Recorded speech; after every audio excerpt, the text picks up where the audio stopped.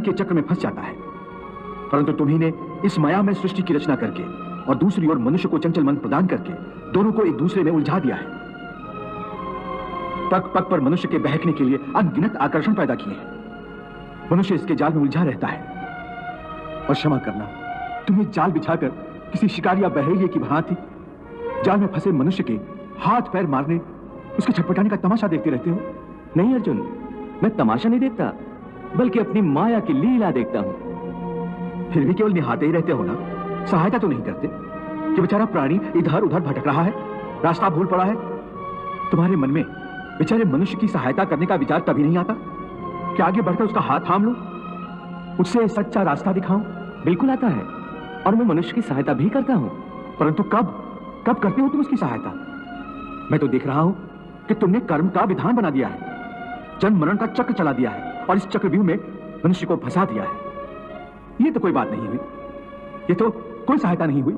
मैं सहायता अवश्य करता हूं।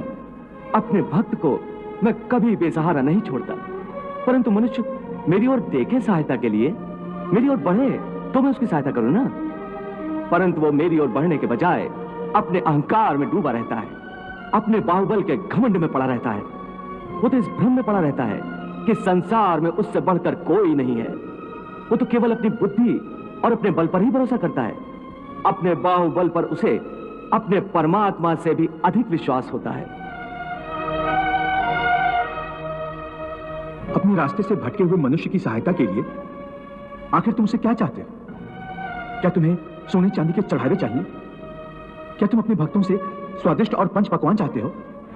मैं मनुष्य से एक श्रद्धा के अतिरिक्त कुछ नहीं चाहता, कुछ नहीं मांगता। वो मेरे प्रति बड़े बड़े चढ़ावे न चढ़ाए। सोना, चांदी, घी, चंदन और पकवान के चढ़ावे मुझे नहीं चाहिए। श्रद्धा और भक्ति भाव से एक फल, एक फूल, फूल की एक पत्ती, जल का एक कतरा या चावल का आधा दाना ही सही, मैं उसको भी भक्त की श्रद्धा से कहीं अधिक श्रद्धा से स्वीकार कर लेता हूं। पत्रम पुष्पम फलम तोयम यो मे भक्त्या प्रयच्छति तद अहम भक्ति उपहृतम अश्नामि प्रयतात्मनः। अरे इतना भी ना हो सके तो श्रद्धा या भक्ति का एक आंसू ही सही, मैं उसे भी कबूल कर लेता हूं। श्रद्धा में डूबे उस एक आंसू में मेरा सारा अस्तित्व सराबोर हो जाता है। भक्ति अथवा पश्चाताप का ये आंसू चाहे लाखों पाप करने के बाद अंतिम क्षण में क्यों न बहाया गया हो, मैं उस अनुपम भेंट को भी स्वीकार कर लेता हूं और मनुष्य के सारे पापों को उस आंसू से धोकर उसे नवजात शिशु की तरह निष्पाप कर देता हूं, उसका कल्याण करता हूं, उसे मुक्ति देता हूं। केवल एक फल, फूल या पत्ते को अर्पण करने पर ही मुक्ति दे देते हो? फिर कर्म विकर्म, पाप पुण्य, धर्म विधान सब यूं ही रह जाते हैं। ये धर्म, ये विधान और उसके सारे सिद्धांत तो चंद्रमा और अनगिनत तारों की भांति होते हैं, जो अधर्म और अज्ञान के अंधकार में झिलमिलाते रहते हैं। परंतु जब भक्ति का सूर्य उदय होता है तो ये सब के सब छुप जाते हैं। अर्थात भक्ति का स्थान इतना ऊंचा है कि धर्म भी उसके सामने तुच्छ हो जाता है। हाँ, परंतु आसक्ति से रहित भक्ति, जिसके लिए किसी पंडित प्रवचन, किसी पूजा सामग्री की कोई आवश्यकता नहीं। हाँ, केवल एक शर्त है। वो शर्त क्या है मधुसूदन? पूर्ण श्रद्धा और पूर्ण भक्ति से अपने आप को, अपने सारे कर्मों को मेरे प्रति समर्पित कर दो। बस मैं अपने ऐसे भक्त को सब कुछ भुलाकर उसे मुक्ति दे देता हूं। सर्वधर्मान परित्यज्य मामेकम शरणम व्रज अहम त्वा सर्व पापेभ्यो मोक्षयिष्यामि मा शुचः। वाह प्रभु, वाह। भगवान, प्रभु ने आज कितनी भावुकता से अपने प्रभुत्व की विशालता और उदारता का रूप अर्जुन के माध्यम से सारे संसार को दिखा दिया है। हाँ देवी, प्रभु के ये अमृत वचन सारी मानव जाति के कल्याण के लिए है। भगवान श्री कृष्ण ने मनुष्य के कल्याण और मोक्ष के सारे रास्ते दिखा दिए, जिन्हें अपनाकर ज्ञानी, ध्यानी मोक्ष प्राप्त कर सकते हैं। और अंत में साधारण से साधारण मनुष्य की आसानी के लिए सबसे सहल और आसान रास्ता भी बता दिया, भक्ति का रास्ता। हे अर्जुन, भक्ति का स्थान इतना ऊंचा है कि अपने सच्चे भक्तों की मैं स्वयं भक्ति करता हूं। ये क्या कह रहे हो मधुसूदन? भला परमात्मा होकर तुम किसी भक्त की भक्ति कैसे कर सकते हो? यदि परमात्मा भी भक्त हो गया तो फिर दोनों में क्या अंतर रह जाएगा? यही अंतर तो मिटाना चाहता हूं मैं। भक्त और भगवान के बीच कोई सीमा रेखा नहीं खिंचती। भक्ति तो भगवान और भक्त के बीच एक पवित्र रिश्ता है। जैसे प्रेम किसी प्रेमिका और उसके प्रेमी को एक बंधन में बांधकर एक कर देता है, उसी प्रकार भक्त के द्वारा भक्त अपने भगवान में तथा भगवान अपने भक्त में समा जाते हैं। दोनों एक रूप हो जाते हैं। हे भोलेनाथ, इन अमृत वचनों की रिमझिम वर्षा में तो तन मन ऐसे भीज गया है कि मैं तो तृप्त हो गई हूँ। देवी, आप तो केवल इन अमृत वचनों की वर्षा में भीज गई हैं, परंतु उधर अर्जुन को देखो। इस अमृत वर्षा में तो उसका पूरा अस्तित्व, उसकी आत्मा तक ऐसे बदल गई है जैसे वर्षा के पश्चात धरती हरा जोड़ा पहनकर दुल्हन बन जाती है। ज्ञान की गंगा में स्नान करके अर्जुन सबसे अधिक निहाल हो गया है।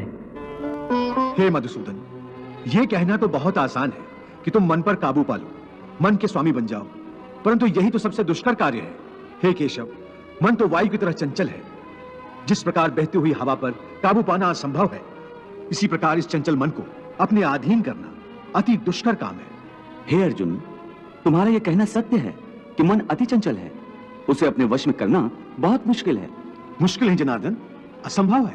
नहीं अर्जुन, मुश्किल अवश्य है, परंतु असंभव नहीं है। तुम्हारा कहना है कि मन को वश में करने का कोई तरीका, कोई साधन भी है? अवश्य है। क्या है वो तरीका?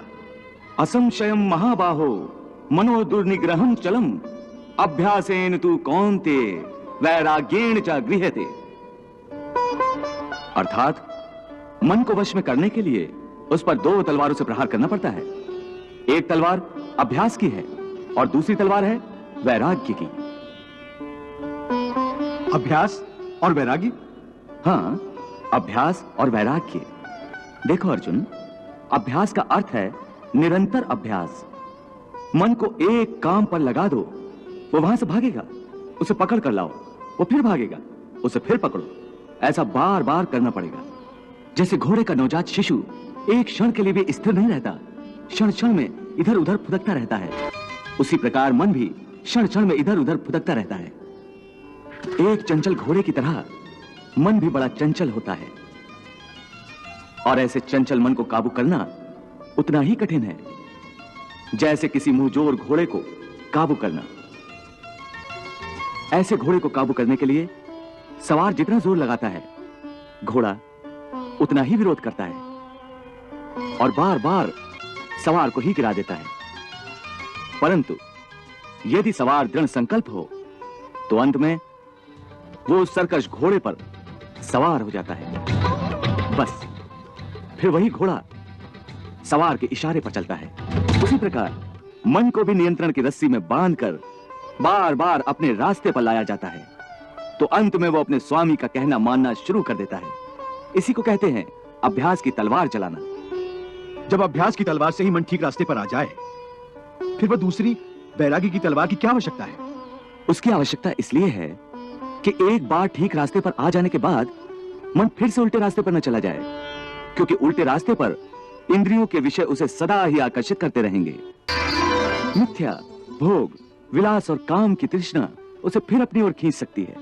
इसलिए मन को यह समझना जरूरी है कि वो सारे विषय भोग मिथ्या हैं, असार हैं, योग माया के द्वारा उत्पन्न होने वाले मोह का भ्रम है। मन जब इस सत्य को समझ लेगा तो उसे विषयों से मोह नहीं रहेगा, बल्कि उससे वैराग्य हो जाएगा। और यही वैराग्य की तलवार का काम है कि वो विषयों के मोह को काट के मन को सन्यासी बना देती है।